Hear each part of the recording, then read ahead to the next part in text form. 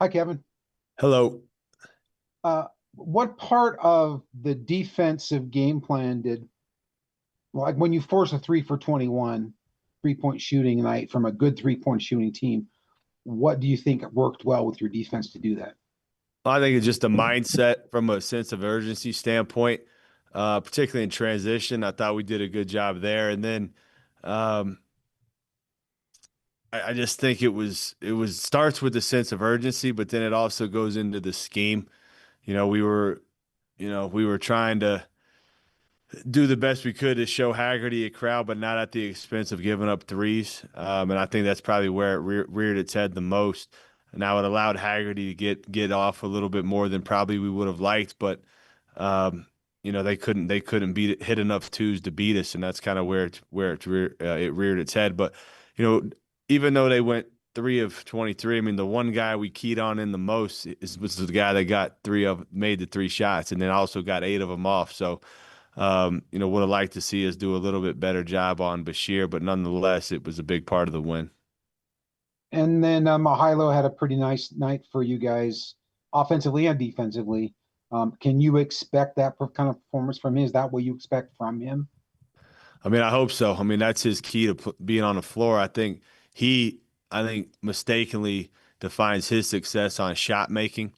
I define his success as ball moving and good defense. He's one of our smartest defensive players. He's big. He makes us bigger because when he's playing the four, now AJ's kind of the three, and we're just big. And I think we can rebound. I think our length causes problems, and I think you saw that when he was out there. And then in terms of his shot making, it's like, look, when he takes feet set open threes, he's a really good shooter. And that's an area we trust him on. And so it's just been a sort of a battle of him, playing within, himself within that kind of world I just laid out. When he does that, he's been really good for us. But at the same time, the other thing I'll say is the reason I went with him, particularly in that game, is, first conference road game. He's a guy I trust. He's helped us win games before in this league, and it's particularly on the road as well.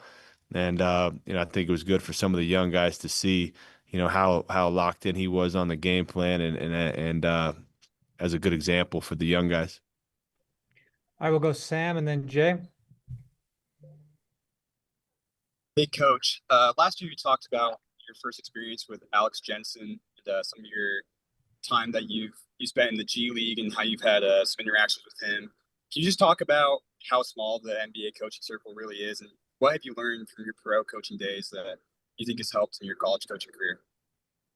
Yeah, I mean, basketball is a very small world, particularly in the NBA, right? Because I think a lot of times once you get in the NBA, most people stay in there, and so it becomes a pretty.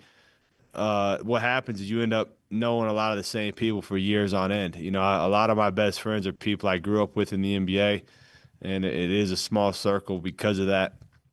Um, in terms of Alex, yeah, I met him early days when I was a G League head coach. He had just got hired by Cleveland to be the Cavs G League head coach, and coached against each other in that league, and then coached against each other obviously as assistants with this during his time with the Jazz, particularly, and then Dallas a little bit. But for me, what I learned that helped me from the pro game to the college game, I think I think there's a lot of things, but there's a lot of things that are different. I think reference points is probably the number one thing. And what I mean by that is, in the NBA world, you're putting together anywhere from 82 to 100 or more game plans per season, and so you feel like you've seen a lot. There's a lot of different. Okay, well, I remember against Kyrie, we had to do this. Against Anthony Davis, we had to do that. Against Luca, we had to do this, and Giannis and Joker, and so you have a lot of things that you can kind of go back to. That's probably what I've used. I think here probably more than anything from a scheme standpoint, but then in just like a program building, big picture standpoint, um, I think just how to be organized, how to put together a systematic way of doing things on both sides of the ball, and that's a real testament to the head coaches, particularly Brett Brown.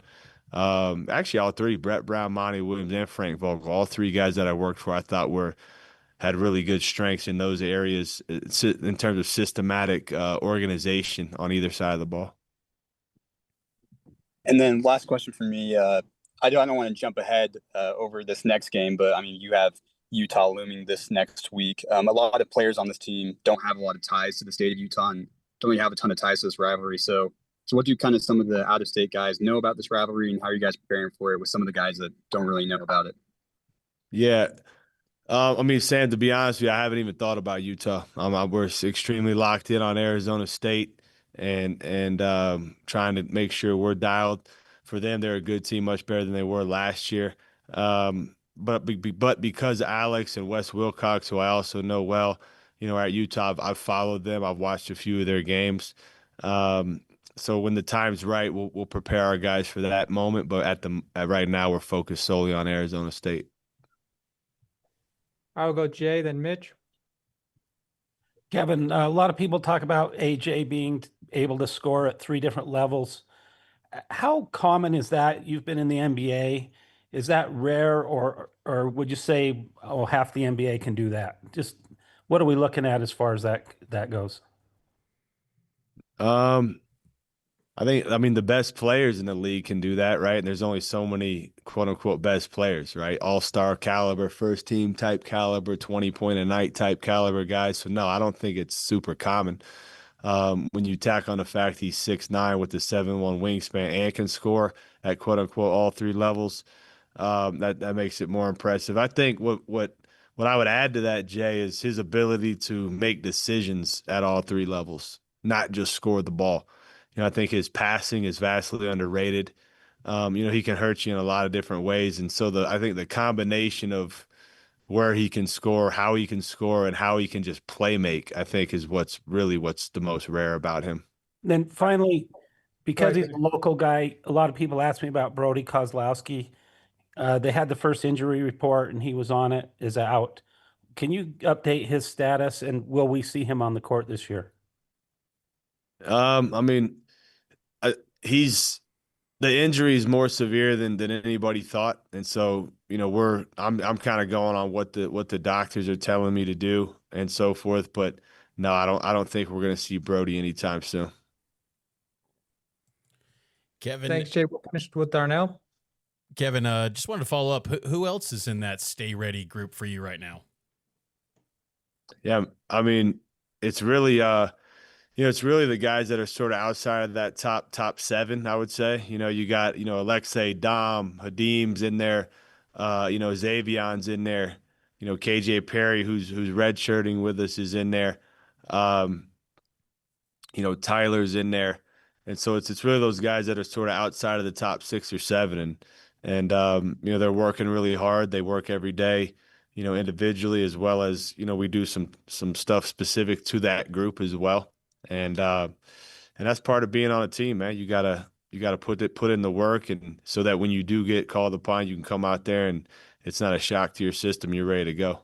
I want to ask you too.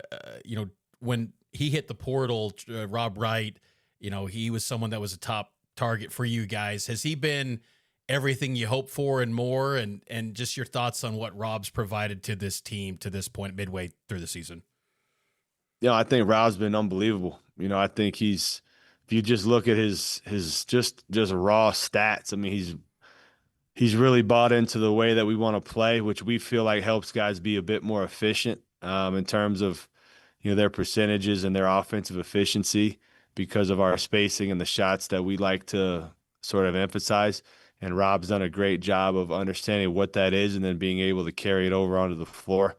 And so I think that's A. B is, he's taken a lot of, I think, pressure off of Richie and AJ, because he can sort of run the show, but also, put so much pressure on the defense in his own right. And I think that's helped, AJ not have to do as much for an entirety of a game. And it's helped Richie find open shots because of how much pressure Rob puts on the paint, and then they have to overhelp. So it's worked out well in terms of how those 3 in particular fit together. And then, Rob's experience in our league is also something that I think I've not only have relied on, but will rely on even more as we move forward into conference play. All right, Darnell, you're up. We'll finish with you. Yeah, Arizona State, another one of those teams that had a big roster turnover. I think Travis Best is the only guy that even played against you guys last year. It's still on the roster. What do you see when you look at what Bobby Hurley's bringing out with this group this year?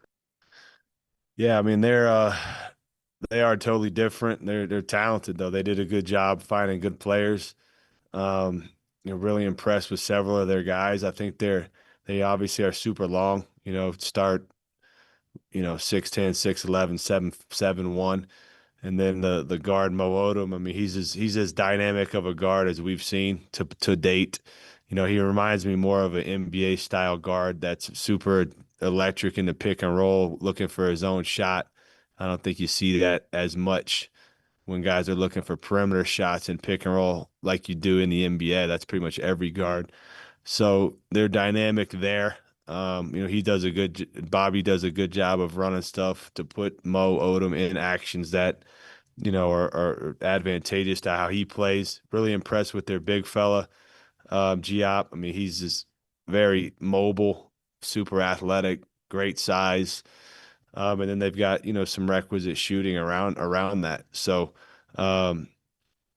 Johnson's a guy that was a great find. I believe he was an NAIA product that's come in, and he's getting to the free throw line 8 times a game. And so you have to give them credit for, really looking everywhere for players. They got a bunch of international guys too. So it is a totally different group, and impressed with what I've seen so far.